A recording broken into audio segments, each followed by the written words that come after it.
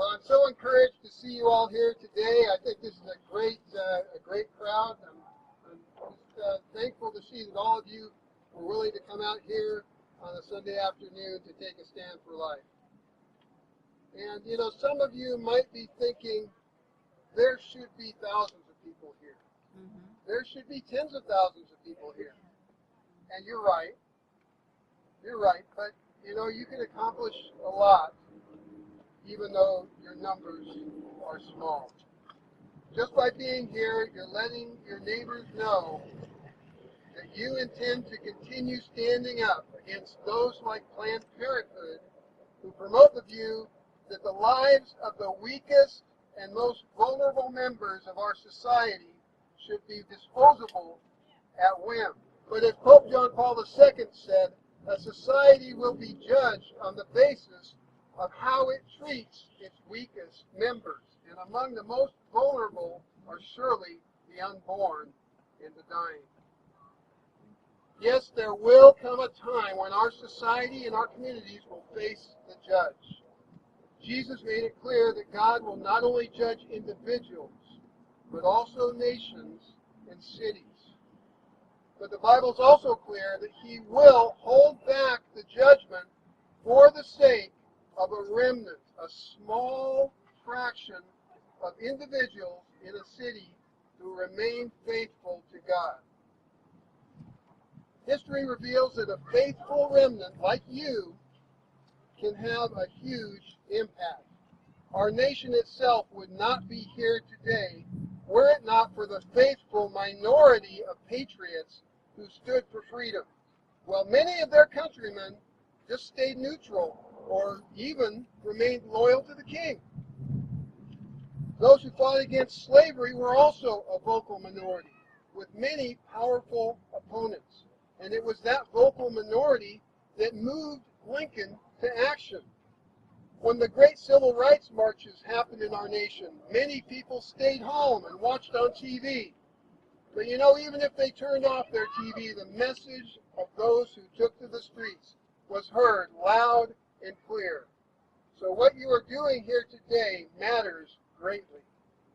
Even those of us who don't live near Victorville are concerned about what's happening here. We were shocked, along with you, when we learned that Planned Parenthood intended to move into the old Chuck E. Cheese building, the place where children had years of fun. And the news of the boldness of your public officials, like Mayor McEachram and Councilwoman Baez, that was such an encouragement to so many of us. Well, when we learned in Bakersfield that Planned Parenthood was building a similar mega center there, we too encouraged our city leaders to take a stand. We asked them to pass a human life ordinance, which was basically putting into code what the city could do to protect human life, as spelled out in the Charter and in the Constitution. And a few months ago, another city-based effort took place in Albuquerque. So through these efforts, the landscape of the pro-life movement is beginning to change, as more and more pro-life leaders are understanding that a city-by-city effort is the wave of the future for our movement.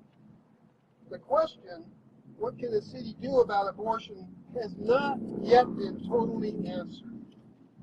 But thanks in part to you and your leaders, the question is finally being carefully considered.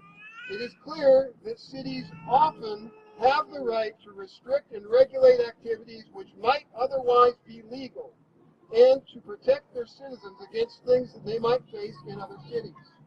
But you know, sometimes bad laws are beyond local control. There are higher jurisdictions to consider. The city is within the state and within the nation, and the laws of these higher jurisdictions can really impact the laws of a city. But as Christians, we know that the question of jurisdiction ultimately settles in God's favor. Jesus said that all authority in heaven and on earth is given to Him. So the leaders of our state and nation who pass pro-abortion laws will someday need to answer to God. Now, on a human level, some might say that all of these city-based pro-life efforts so far have failed. Here in Victorville, in Bakersfield, and in Albuquerque. where Planned Parenthood spent hundreds of thousands of dollars. They were so concerned that it might go through there. I suppose those type of people might have said that Jesus also failed when he died on the cross. But we know better. We know that that was in fact his greatest victory, and that the resurrection was just around the corner. As we serve our suffering servant, Jesus Christ, we too must willingly face defeat, knowing that he has already established the path to ultimate victory. At every step of this battle, we must surrender to him, understanding that this is really his battle, and that we are simply tools in his capable hands. We need to follow the example of Jesus' mother, Mary, who said yes to God. That's our job, to say yes to him and to cooperate with him. But in view of the difficulties of dealing with abortion on a city level, it's not surprising when a city shies away from dealing with abortion. Many people, including conservative leaders, really just want the whole issue to go away. Abortion is a hot potato. Everybody wants to pass it off on someone else. Some pastors want to pass it to the politicians. They want to say, well, that's just a political issue. It's not up to us. It's up to the president. It's up to the Supreme Court. That's what they've told me personally. Some politicians want to pass the buck to the religious leaders, saying, well, that's a religious issue. That's an issue for the pastors. Or perhaps they want to pass it to the doctors. They want to say, oh, that's just a medical issue. Or worst of all, they want to pass it off on a vulnerable woman, saying, oh, it's a personal issue. Which, you know what that's like? That's like leaving a mother and baby drowning in the middle of the ocean as a luxurious cruise ship passes on by. They both need our help. But our society just lets them drown, patting ourselves on the back, saying, well, it's her choice. I'm telling you, if you make a choice to jump off a cruise ship, they turn that thing around. It doesn't matter if they miss the next port. They turn that thing around, and usually they can't save the person, but they do try. But our society says, no, it's her choice. Let her jump. Abortion crosses all of these boundaries: political, medical, religious, and personal. It's all of those. Because you know what? Abortion is a people issue. Yes, the mother is a person, and we must value and protect her life. But the baby is also a person, an innocent person, in a difficult situation. And too many of us, even within the pro-life movement, want to focus only on the baby or focus only on the mother.